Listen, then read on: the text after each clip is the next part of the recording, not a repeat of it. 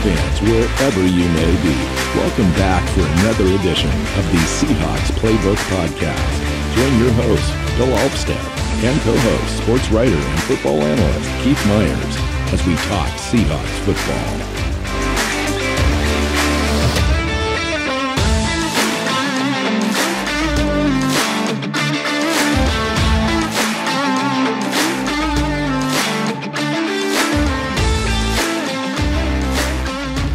Seahawks fans, welcome back to another episode of the Seahawks Playbook podcast. I'm your host, Bill Alvstad, sitting down with co-host Keith Myers, here to talk Seahawks football. Last episode, we had a big discussion about what the Seahawks might do, what they should do with the 5th overall pick in the draft. Lots of different scenarios, whether they were moving up or back, staying put, picking the player. Now we're going to talk about the other first-round pick that we have, number 20 overall, the native pick that Seahawks have, and what scenarios could be available for the Seahawks with that pick, and just kind of helps dictate what they're going to do with the rest of the draft. I like the idea of them possibly using some of the ammunition that they have. They come into this draft, Keith, with 10 picks overall. Maybe there's a player that's dropping between 10 and 20, and the Seahawks want to go up and grab that guy. Get ahead of a couple of teams to maybe draft Nolan Smith, or maybe it's a cornerback or a tackle that they want to switch over to guard or something like that. I don't know if I'm comfortable with them dropping back to gain other picks, because they already have a lot of picks in this draft, and passing on a couple of players at 20 possibly just to get other picks for the sake of getting other picks. Sometimes that works. Sometimes, as they've shown in the past, like with LJ Collier, that hasn't worked. And so I'm a little skeptical of that. But let's talk about all of it. Welcome in. Yeah. So a lot that can happen. I was thinking about this as I was setting up for the show today, and I'm like, so much of what we're going to say right now depends on what happens at 5, or true. After a trade back, and then then they pick at 5, because if the Seahawks take a guy like Carter at 5, well, they may not be looking for defensive line at 20. But if they don't take Carter at 5, let's say they go quarterback, as Anthony Richardson is sitting there, they absolutely are looking at defensive line at 20. So it's a very interesting spot to be in, because for us trying to predict this and talk about options, there's a lot of different scenarios that can come up that can help us as we, try and figure out what's going to happen. One of the things that we talked about privately, without putting it on a show recently, we talked about maybe making it into a show itself, is draft hedges, and where the team stands with its current roster as we head into the draft, and how that might dictate what they do with their picks. How do you feel about the roster overall, and say they go Anthony Richardson, which seems like a luxury pick, and maybe that 5th pick is the ideal spot to have a luxury pick. It's not our native pick. We've got the 20th pick in the first round as well. Plus, we're picking 5 times in the top 20. 5 times in the top 100. Or top 100. We go Anthony Richardson at 5, and that allows the rest of the draft just to kind of open up and come to us. It's a pretty decent draft overall for depth, but there's certain position groups that are better at the top heavy, if you will. Do you think by picking a quarterback at 5, and maybe it is Anthony Richardson if he's there, that they feel that pressure already at pick number 20 to go defensive line or edge, or any defensive player, best defensive player available, rather than allowing the draft to kind of come to them a little bit? Maybe it's the that's or it's Jordan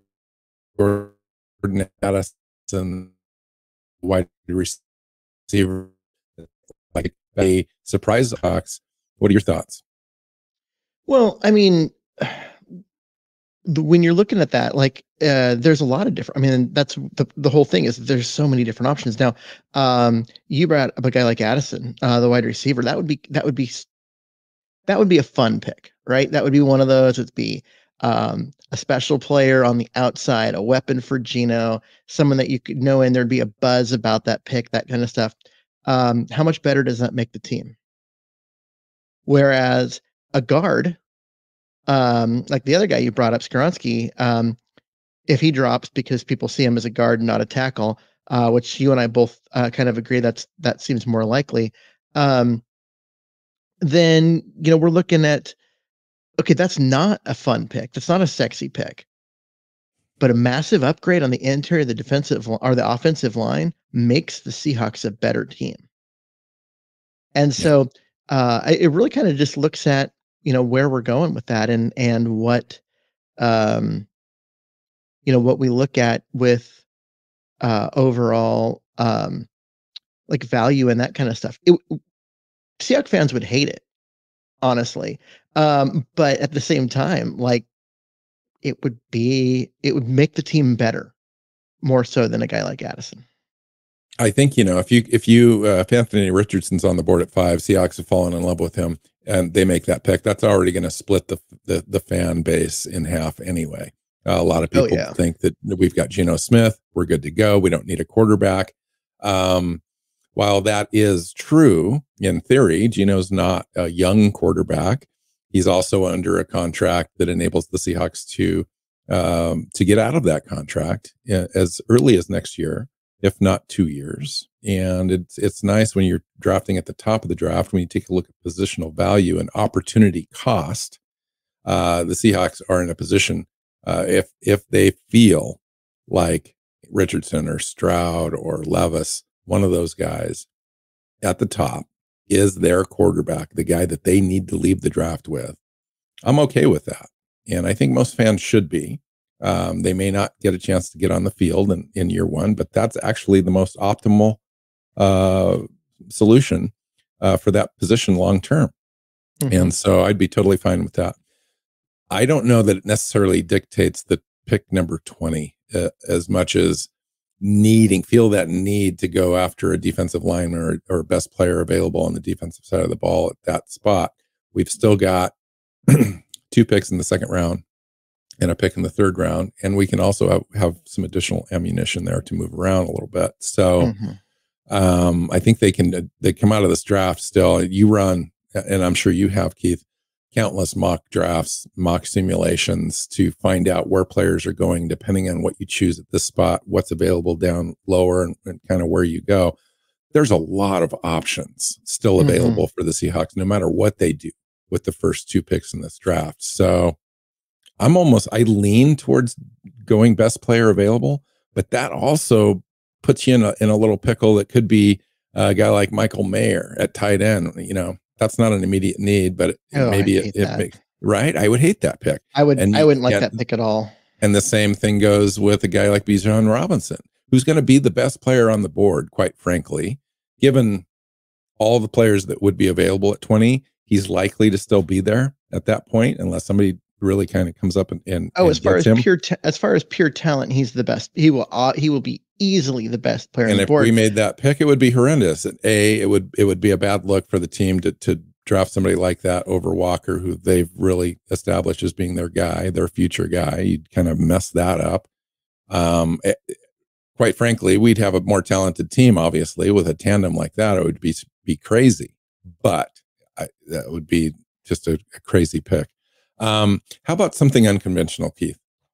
Well, one of the things that actually came up since our recording of the Pick 5 show, I've heard twice actually on the radio, people talking about the Texans suddenly open for business to move down, and Seattle's name keeps coming up as a possibility to move up, which would get them in the CJ Stroud conversation rather than hoping Anthony Richardson's available.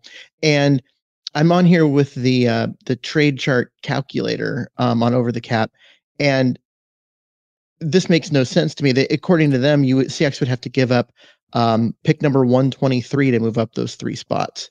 And if I'm the Texans, there's no way I take that trade, because that's a terrible thing. But like that would be an even or almost completely even trade in terms of the old value chart. more likely the Seahawks are going to have to give up one of their second round picks. And And potentially then a third, maybe a second pick this year, which would be our number pick 52 overall. number 52 overall, and maybe a future third, maybe Mm-hmm. a 2024 third round pick would be something that Yeah. that you could work with. And so you're looking at as far as like the trade value thing, the Texans being the massive winner in that. But if Seattle gets their quarterback in the future, it doesn't matter what you gave up. The Right. opportunity cost there is nothing. Yep. Really, nothing. And so you're looking at that. But now, okay, but we're talking about, and the only reason I bring that up is because if Seattle were to make that move, one, it would cost them one of those second round picks. So that removes some of the flexibility that they would have. And but if you moved off the 20th pick a little bit, moved down, you could get that pick back. true, you could, I mean, maybe not one that good, but you'd be able to get another pick. You'd still be able to get a player. But I'm just saying, like, it would remove some of the flexibility that you'd have, especially in round two. And it would dictate at that point, you're going quarterback number 2 overall. So you got to go defense pretty heavily with the other 3 picks that you've got in the top 100. Because now instead of having 4 more, you've got 3 more, and you still haven't addressed the defense at all. So yeah, I'm okay. I hear you, and I'm just a little wary of that train of thought, only because I agree with you 100%. Our offense is way better than our defense. But at pick number 2 overall, we didn't do anything to help our offense in this year. That's definitely a grab and stash type player, even if it's at 2 overall in this draft. The other situation that I would say is that no matter what we do at pick 20, pick 37, pick 52, pick 83, even if those all went defense, the likelihood of those players having a large impact on the defense in 2023 is small. Now, last year we had this great draft. These guys came in. We had a lot of players contribute right away. That was then. This is now. I'm just saying to be able to expect that again. I don't know that it necessarily works out that way. Well, I mean, I think the idea that you're going to have 6 guys come in and play great roles, including 3 that played at a Pro Bowl level, that's unreasonable to think that you're going to get that every year, even with 5 players in the top 100. But that doesn't mean you're not getting guys that are contributing. If the Seahawks were to at 20 get a guy like Kalijah Cansey, the defensive lineman out of Pittsburgh, or Van Ness, the edge, defensive 3-4 defensive end out of Iowa. These are guys that can come in. They'll probably be starting day one. They'll have a major impact. And if they were to get a guy like Nolan Smith, if he were to stick around and be there at 20, and they run to the podium to make that selection before somebody realizes a mistake and changes their mind, that's an impact guy. That's a guy that Yes, makes an I impact agree. in week 1. And Yes. so these are, I think that not even talking about pick 5 here at pick 20, these are guys that can make an instant impact. Will they make the same impact that Tariq Woolen made? Probably not, because he played at a Pro Bowl level. But they're still going to make they're going to make an impact, and a positive impact. I agree. And no matter which way you go with the mock drafts, no matter which selections that you make, the top 5 picks are going to have an impact. They just are. There's a good quality in this draft. Mm-hmm. No matter who you select, they're going to have roles to play. Even if we go up and expend some draft capital to move up from 5 to 2 to take a quarterback, it does not preclude the team from moving up from 20 to go get Nolan Smith. Let's just say Nolan Smith's still hanging around at pick 15 overall, and Seattle needs to come up and wants to come up. Let's just say they need to trade with Green Bay at 15. What's it going to cost them? it's going to cost them that probably the 83 pick overall to move up that far. It might, or it depends on a future. who. It depends on also who else is wanting to move up. This might be a situation where they could give up 123 and then maybe take one of their 5th round picks and move down. So you take or swap. Yep. Yeah, it's a pick swap. So you give up 20 spots in round 5. You give up a 4th round pick, and then you can do it that way. And it ends up not being as costly as right. I mean, that's what happens in these mid round or mid first round picks. They don't tend to require 2nd round or 3rd round picks in order to make them happen. And quite frankly, John Schneider is very savvy. He's very savvy. And they have a big board where they've got 1st round grades on players. And I kid you not, they'll have 12 or 15 guys out of this draft with 1st round grades. That's it. Maybe guys dropping a little bit. Maybe it's Christian Gonzalez or Devin Witherspoon, or it's Will Levis, for example, that's dropping. And they can go out and get their future quarterback by moving up just a few spots, not cost them very much draft capital at all. Mm-hmm. And make that move. Maybe it's Goransky or it's Najigba that they really like. What I'm saying is, if they really like a player and they feel like he's going to go before he lands at 20, they'll go up and get him. And they've got enough draft capital in this draft to do that. Now, honestly, I think that's more likely than them moving up from 5 to 2 to go draft a quarterback. I do too. Them sticking at 5 and drafting Jalen Carter, or dropping down from 5 to 7 to get Carter if they feel like he's going to drop, type of thing, and then moving up from 20 to 15 to get pick your favorite defensive player. Or if Will Levis falls and you can get him at 15 or 13 or whatever it is. I mean, that is what Andy Reid did in order to get Patrick Mahomes. Was he moved up to 11 to get a guy that they believed was falling. They saw the talent. They knew he wasn't year 1 ready, but they also saw that he could be a star. And so they went up and got him. Yeah. The only reason I would see them moving back off of 20 into the mid 20s or even out of the 1st round, they don't need the picks. They could get a future pick that might be attractive to them, or they've got a number of players that have the same grade. So at 20 to 35, they've got eight or 9 guys on their board that are equivalent in value, and they can get another day 2 pick out of it by moving back. Now, I would go get another day 2 pick to move back out of the back in the 1st round from 20, say to 20 to 27 or whatever it is. If I can get a day 2 pick out of that, I think I go ahead and make that move, especially if my board is loaded with equivalent value players. I don't move that if I can't get a day 2 pick, because I don't need additional day 3 picks. I've already got a boatload of those. I already have a lot of picks in day 2, but I'll take another one in the top 100.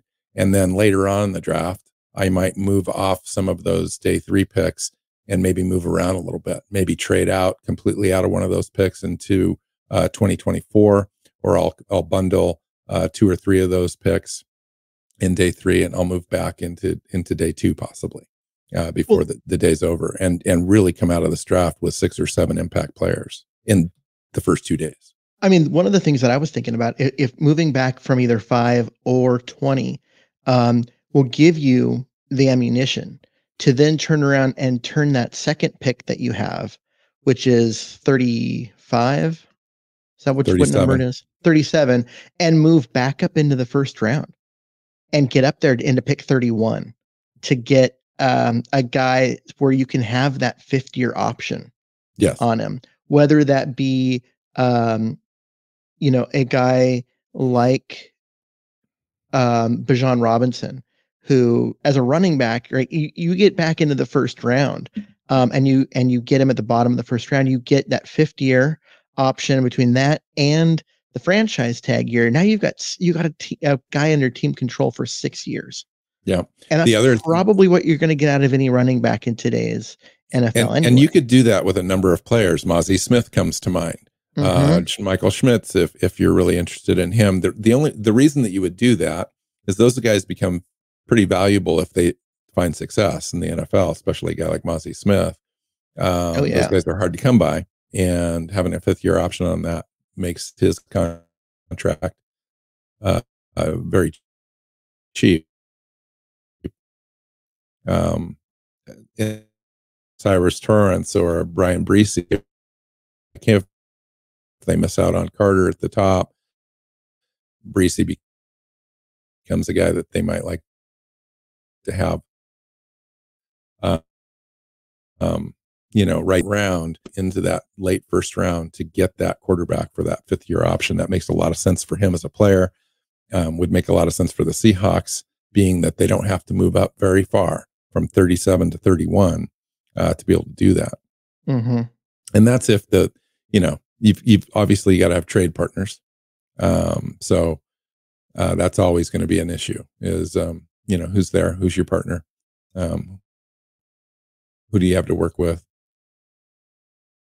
So now that would be Kansas City or Philadelphia. Philadelphia's sitting at 30, Kansas City's at 31. Those guys don't need those necessarily. And so they would be happy to pick up the draft capital because what they're trying to do is just build depth. Well, you got Philly, who's got a pick. I think it's at 12 that they got in a trade. So they've actually got two for despite being where they are as the Super Bowl representative from the NFC. They've got 2 first-round picks.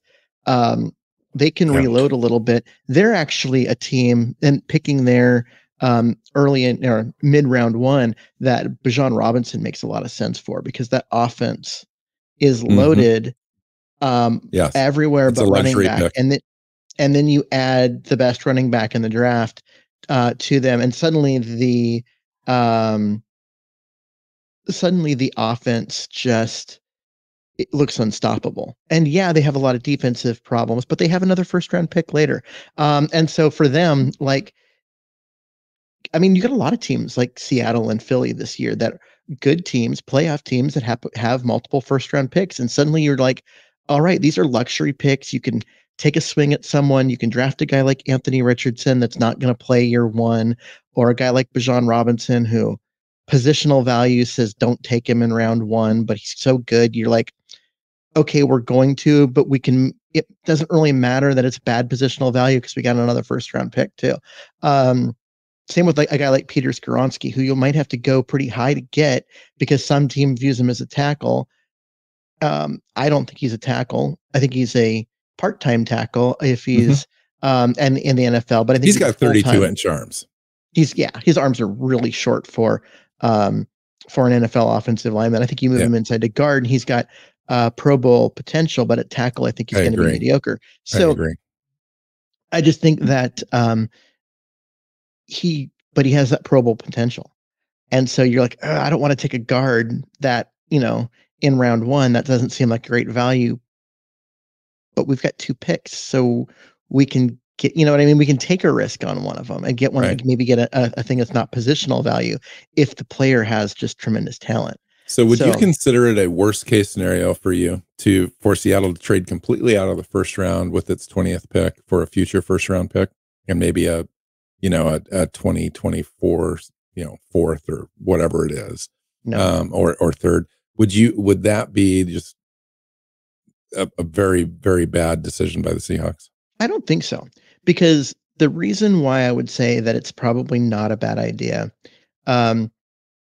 is because in my head, when you make that call, I'm saying they didn't draft a quarterback at 5. They drafted a Jalen Carter or a Will Anderson Jr. And they got their defensive star. And then what they're doing is they're trying to load up with extra draft capital next year so they can move up in the draft and take a guy like May out of North Carolina, or Williams out of USC, or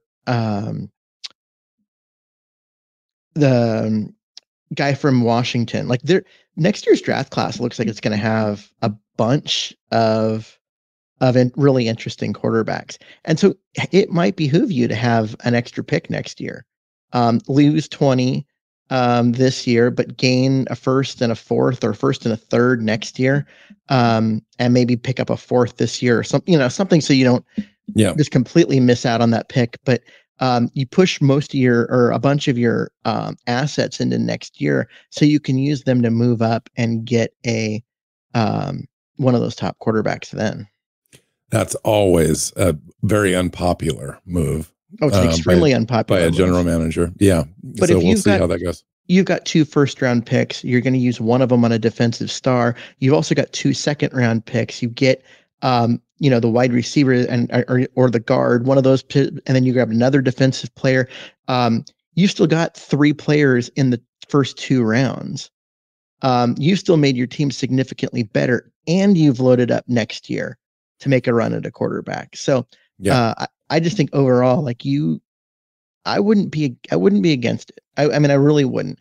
Now, if they go Anthony Richardson at 5 and then trade out all the way out of round 1 at 20, that's a waste of an opportunity because you need defensive help. You need a lot of defensive help. There were players that you could have gotten there. And so now you had 2 picks in the first round and you made it out of the first round without getting a player that's going to make an impact this season. And that would be a massive mistake. I agree.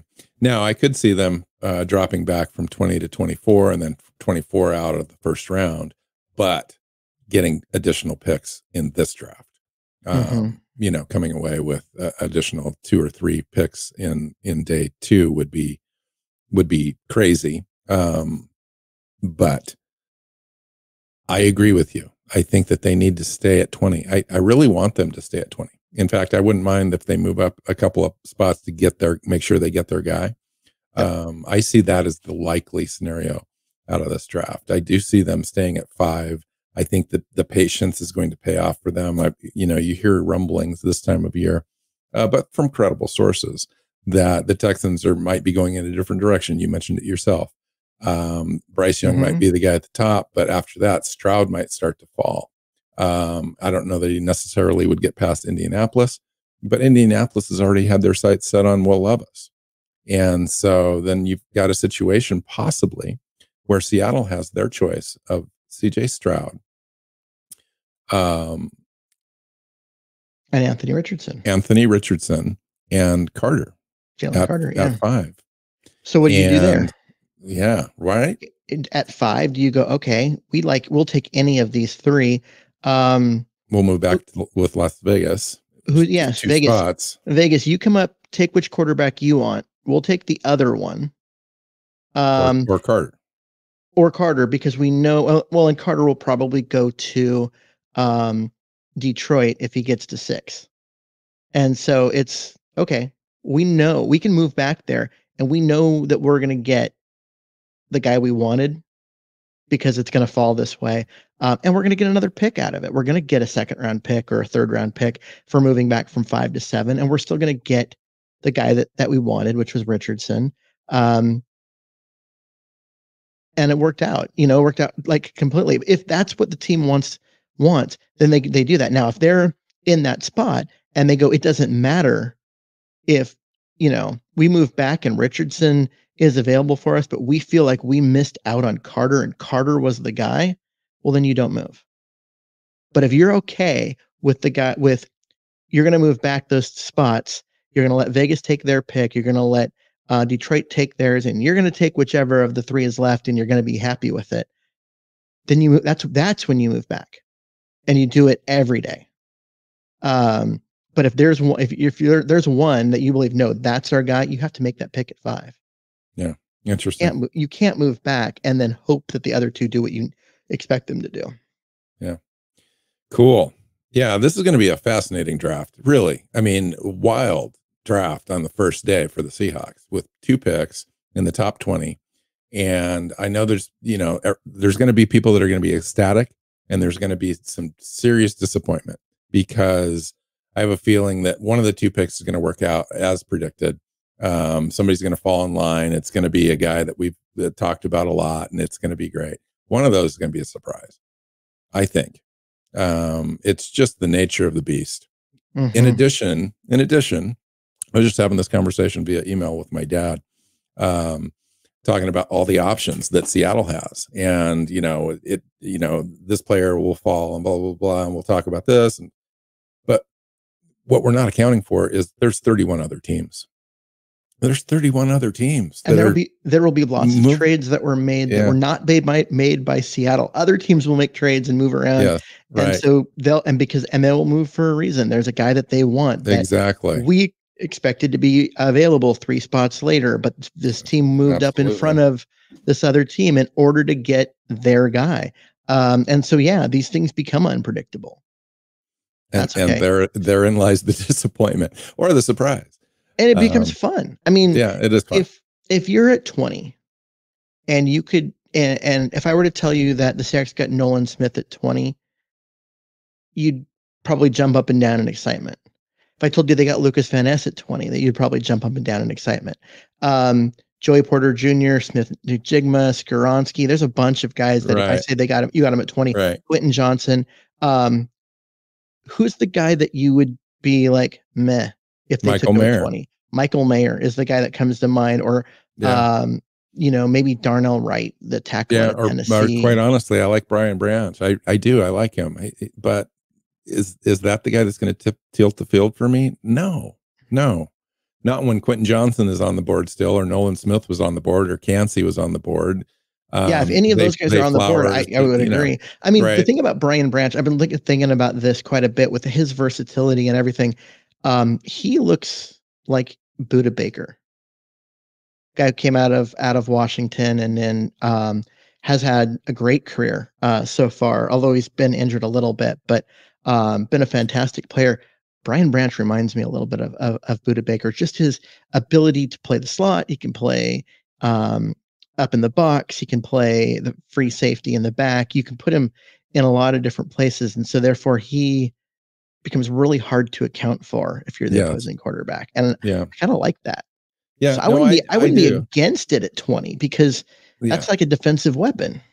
Who would they be reaching for at 20? Let's just, you take a look at some of the players that are currently mocked or big boarded in the second round that may move up into the first round on draft night because of their athletic profiles or because they're just valued better on a certain team's big board. And that could be Seattle. Ade. I can see him totally moving up. Yeah. I could see him moving up and being taken with that like 37, but having him be moved up to take it 20, that would be a little high. Maybe Jack Campbell. I was going to say one of the linebackers, Trenton Simpson. Yep. Yeah. Someone like, especially if Schmidt, the center, is gone, and then you take a guy like Steve Avila at the back end of the first round. Like, I think that would be a major reach where they're like, oh, we missed out on Schmitz. We've got to get the next one. And how about a guy like DeJuan Jones? The big, huge, 6'8", almost 400-pound right tackle out of Ohio State. I've heard, various tales of him moving down draft boards now, but he's a guy currently on big boards at about 40. But he would start right away for you potentially. Seahawks have had him as a 30 person visit, and they would potentially move Abe Lucas into the guard and have him be on the outside. Would that be worth just going to get your guy? And since you don't pick at 37, you think that he's going to be gone by then. But why? You just go expend draft capital to get a guy like that. How could he be? Why would he be your guy if Abe Lucas is on your roster? Why did they have a 30 roster visit with him? Probably because they expect him to be there at 37 or somewhere like that. And they wanted to make sure that he can his feet move good enough to be an NFL player. But you don't move up to get a guy. I'm not saying moving up, but what if they chose him at 20? I mean, what I'm saying is, that's what I mean. You don't take a guy like that at 20 and reach for a player if We've you've seen this already got a movie starter before. there. We've seen this before though, with this team and this general manager of moving around a little bit and making kind of crazy picks. Well, Look at LJ Collier. we've LJ seen- Collier is like the worst example. I mean, the best example of a worst example. No, of but the this. thing is, they were desperate for a defensive end. And so they selected him because they knew they needed a defensive end. They couldn't find a trade partner to move They're back. So kind they of reached. desperate. They're desperate for an interior offensive guard right now too. And And maybe Dwan that's their Jones solution. isn't Maybe their an solution is interior moving Abe offensive line. Lucas into a guard though. But you're okay. So but I'm just repeating what I've heard. I don't agree with this. You're downgrading your right tackle in order to upgrade your right guard in a way that's not ideal for the player, right? You're taking him out of where he's naturally inclined, like where he's built to play. So yeah, it's kind of an upgrade there. All I'm saying is that would make no sense. I'm reading into the tea leaves and the fact that they did invite him in for a one of the prospects to them. They choose him as a draft. What would then be the scenario that would have to take place? Yes, on this team. I can come out right tackle. You don't draft a guy that high to play to be on the bench or be a swing tackle. You're not going to reach in a position where you have a young, tremendous player like Abe Lucas. My question, though, leading into this segment was what players would they draft in the first round that would have to move up that would be crazy? And I'm just saying that would be one. It would be crazy, but it like they have a tendency to reach for players and do some weird stuff. But it's always at a position where they've backed themselves in a quarter during free agency, not stacked the roster in the right way, and they know they need a starter. They know they need a guy at a particular position. And that's true. Well, they've done that.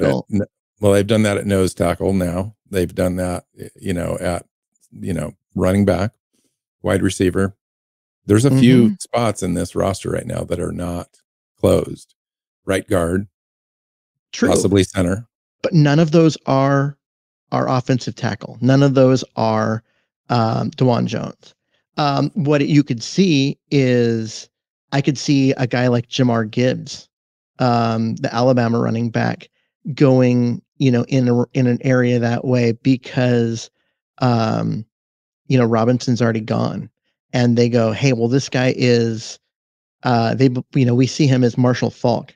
Let's go get a guy that becomes a weapon that we can line up in the slot or and do all these different things. And so let's go, and everyone being like, oh, you're kidding me, right? And yeah, I would be one of them because I'm at the waste of a pick. But that's a reach that I think is the administration in Seattle is capable of doing, but not Dwan Jones because they've got that. I could see them overdrafting a wide receiver like a Jalen Hyatt out of Tennessee because they realize Josh Downs. Someone they've got only two wide receivers on the roster and they're desperate for a playmaker, a third, and they go that route and then overdraft a guy that way. I could see them doing something like that with Jonathan Mingo instead of allowing the draft to come to them. And if he's available to them at 83, that'd be a great pick. But taking him at 52 or even 37 would be a reach for me. Now, granted, I think he's a fine prospect, but that's where you kind of get squirrely in the draft a little bit, is starting to reach for players because you need a position. Right. Yep. And so you look at a guy like Siaki Ika, the giant nose tackle out of Baylor, that you can probably get at 58, and you're like, oh well, we missed out on, right. And so is every other team. Yeah, you missed out on Mozzie Smith because you thought he was going to be there for you at 37 and he wasn't. So now let's go get Siaki Ika at 52 when you probably could have taken him in the 80s, right? So I mean, this is where teams get themselves in trouble. I don't think that applies too much at 20, because at 20 you're looking at a whole bunch of really good players that are sitting there, and you're just you're picking and choosing. You aren't in a situation where you are you've missed out on a lot of guys that you really thought you were going to get. Cool. Fun conversation. All right. We got some things coming up on the schedule. Just thought I'd mention those. Draft hedges yet to be signed. I think we're going to do a show on that. We're getting real close to this draft here. Draft is next week officially. So we've got maybe looking at our own roster, solidifying the draft needs, matching those up with maybe we'll do a final mock, Keith, next week. I know we're going to do a guest appearance on Dan Vienne's show, Seahawks Forever, talking about a draft preview. That's next week as well. So we'll provide a link to that. Anything else? We're going to get together for the draft, by the way. We are. Yep. Yeah. We're going to be together on, I think, Friday for rounds 2 and 3. Yes. And going to get a chance to watch some draft, maybe do a live show for part of it. It'll be a lot of fun. Yeah.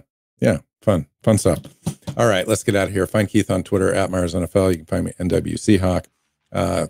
Please subscribe to the show. That would be great. You can find us on any major podcast platform, your favorite. Just look us up, Seahawks Playbook Podcast, or go on to this link and you can find how to download the RSS feed and put that into your feed every week. And then on the video side, we've got our own YouTube channel. If you're watching us, you know that already, but hit that subscribe button and share it with your friends and family. So until next time, go Hawks. Go Hawks. Seahawks Playbook Podcast listeners, thanks for joining us for another edition of the show. You can find us on Twitter. Bill is at NW Seahawk, Keith is at Myers NFL, and the show is at Hawks Playbook. You can listen and subscribe to the show at SeahawksPlaybook.com.